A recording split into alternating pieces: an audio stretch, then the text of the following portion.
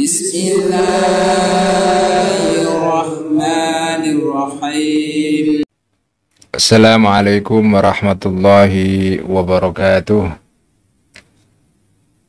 Bismillahirrahmanirrahim. Alhamdulillahi rabbil alamin. Wassalatu wassalamu ala ashrafil anbiya'i wal mursalin, Sayyidina wa habibina wa maulana wa qurrati a'yunina Muhammadin wa ala alihi wa ashabihi wa man tabi'ahum bi ihsanin ila yaumiddin.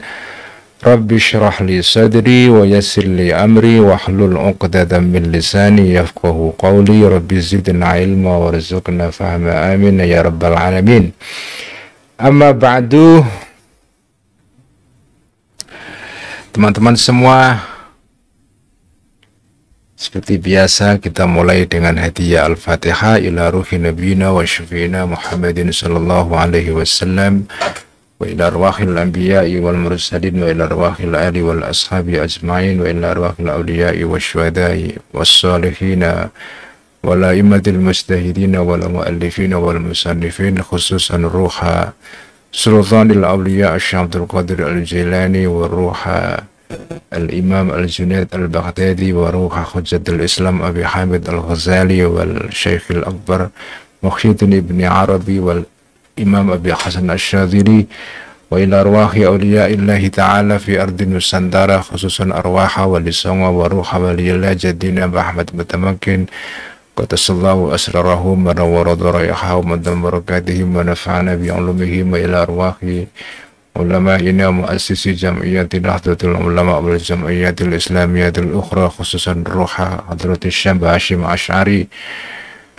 Ki Wahid Gus Dur, Kiai Wahab, Kiai Bisri Sansuri, Kiai Khalil Bangkalan, Kiai As'ad, Kiai Ahmad Siddiq, Kiai Ma'sum, Kiai Ali Ma'sum, Kiai Abdullah Salam, Kiai Sal Mahfuz, Kiai Bishri Mustafa, Kiai Khalil Bishri, wa ila ruhi abi Kiai Abdullah Rifai wa ruhi ummi Nyai Salamah wa ruhi ummi Nyai Fatimah, ghafarallahu dzunubahum wa satara ayubahum wa ya'li darajatihim wa nafa'ana bi ulumihim syai'un lillahi lahumul Fatiha. A'udzu billahi minasy syaithanir rajim. Bismillahirrahmanirrahim. Alhamdulillahi rabbil alamin. Ar-Rahmanir-Rahim, Maliki yaumiddin, iyyaka na'budu wa iyyaka nasta'in, ihdinas siratal mustaqim, siratal ladzina an'amta 'alaihim ghairil maghdubi 'alaihim waladdallin, amin. Bismillahirrahmanirrahim. Qala al-muallif rahimahullahu ta'ala wa nafa'ana bihi wa bi 'ulumihi fid dharain, amin. Rabbi yassir wa a'in. Fa in qulta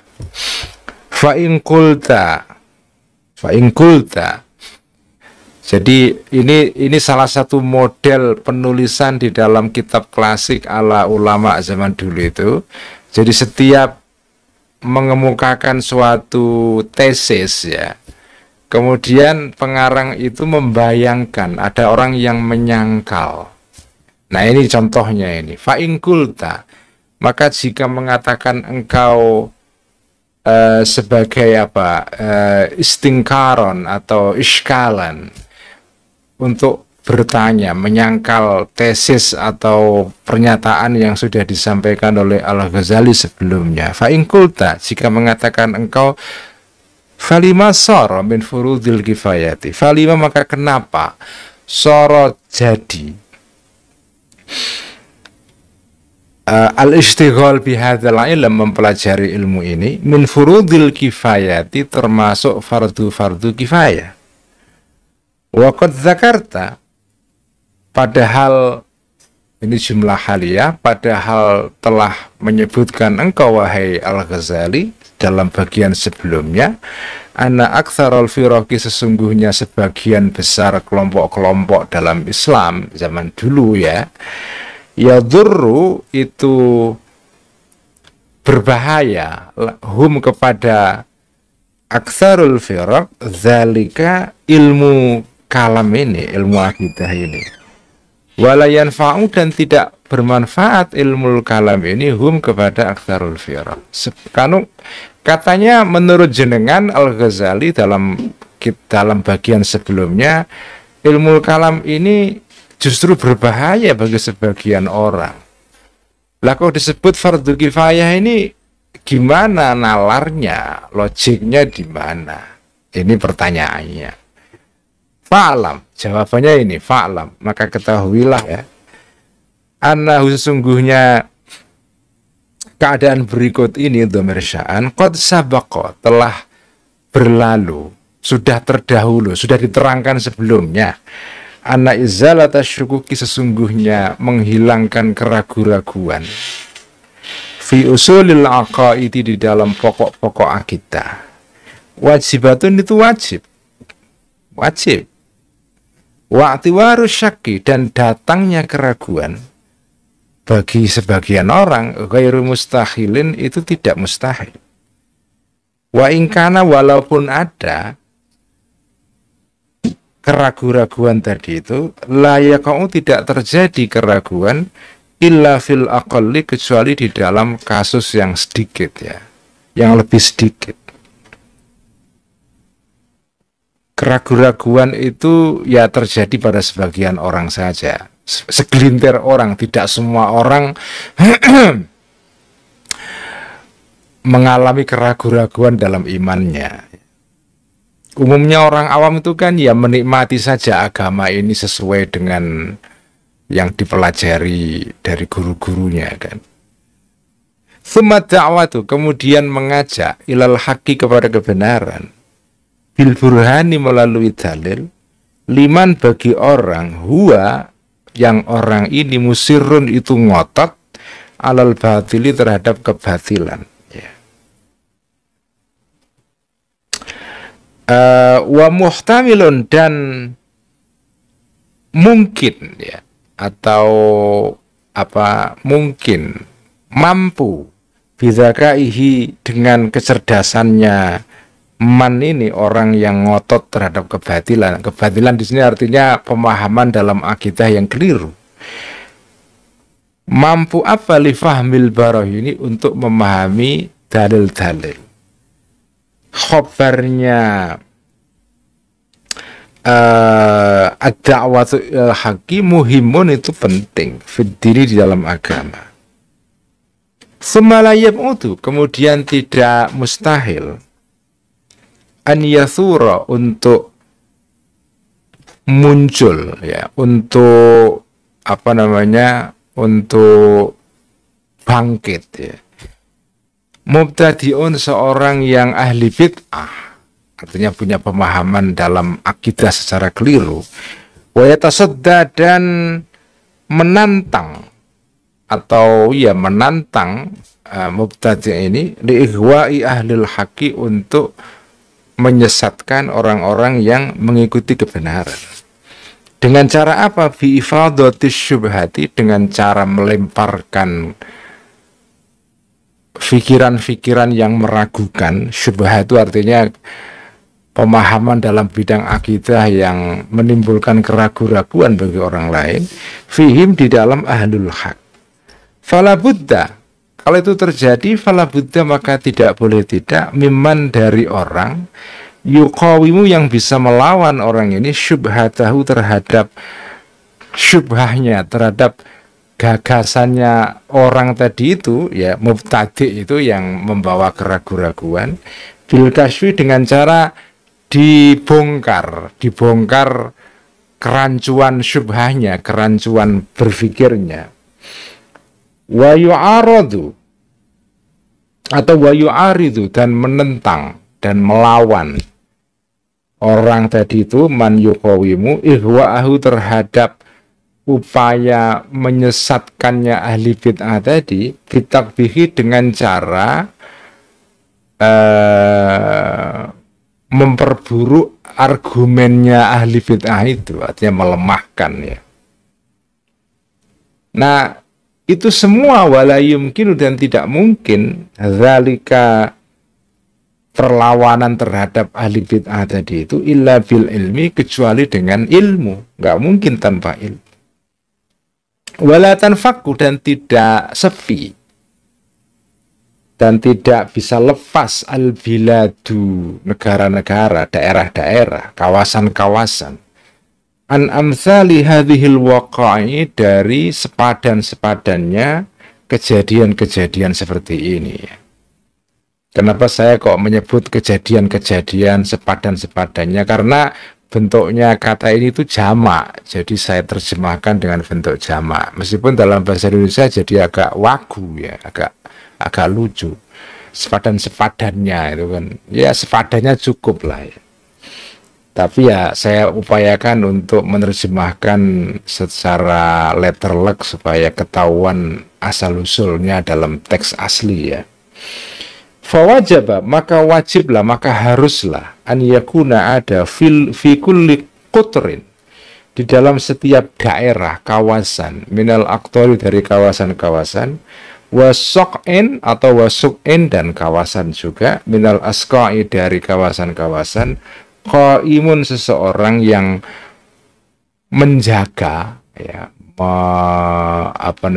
mengawal bil haqi, terhadap kebenaran.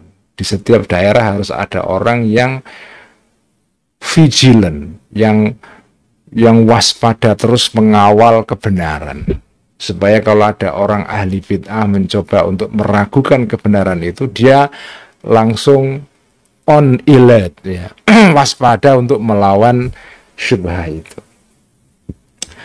Mustahilun, yang menekuni ya, bihadzal ilmi, terhadap ilmu ini, yaitu ilmu kalam. Yuqawimu, yang bisa melawan qaim tadi, penjaga kebenaran tadi, du'atal mubtadi'ati, terhadap pendakwah-pendakwah bid'ah. Wayastamilu, dan mencoba menarik ya, qaimun bil haqqi tadi itu, al-mailina, menarik kembali, al-mailina, orang-orang yang melenceng, anil haqqi, dari kebenaran, ditarik kembali ke jalan yang benar. Wa yusaffi, dan membersihkan qaimun tadi, quluba ahli sunnati, jiwa-jiwanya atau benak-benaknya, hatinya orang-orang ahli sunnah wal jamaah, an awaridis syubhati, dari keraguan-raguan yang menimpa, yang datang. Falau khala, maka jika sepi, maka jika tidak ada, anhu, dari orang semacam ini, qaimun bil haqi, penjaga kebenaran ini, al-qutru, daerah, kawasan, harija, maka menjadi repot ya, itu harija itu menjadi repot, bihi, karena al-khulu ini, sepi dari ahlul haq, ahlul qutri, penduduk daerah tersebut, kafatan, semuanya. Sebagaimana kamalau khala, sebagaimana jika sepi, tidak ada daerah itu, anit tabibi, dari seorang dokter, wal faqihi, dan orang yang ahli. Jadi ya, ini saya baca secara secara lengkap dulu ya. Jadi maknanya adalah ya,